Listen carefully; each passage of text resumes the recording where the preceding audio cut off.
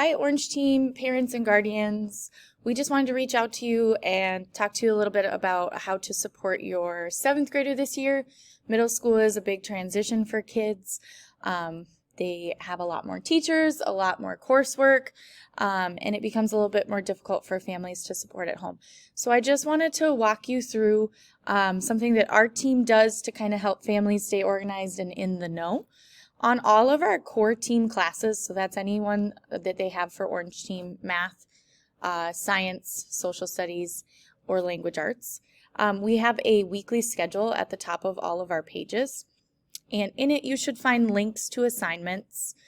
It's kind of like a planner to help them see what we're doing for the day. So if they're ever gone or at home with COVID and they feel up to working, they can kind of check in here and see what we're doing and do what they can from home. It'll be broken down by the week. We usually post these Monday so you can kind of see a plan for the week. And then you'll see, like, anytime there's a blue part, that's a link. In some of my classes, you'll see homework listed on there. I usually code it in red, but the other teachers might do that differently.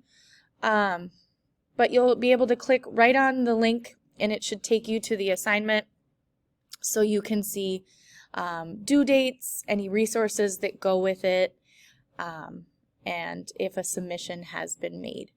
Another thing to keep in mind is checking students' grades from the iPad is usually the easiest.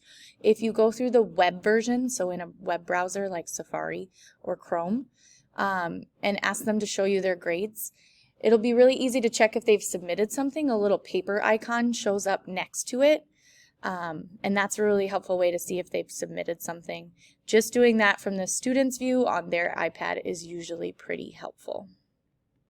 Another important thing to note is the upcoming tab on the side of all of our pages. That kind of gives you another idea of some big assessments and assignments that will be coming up. But these are just a few tips and tricks for navigating Schoology with your middle schooler.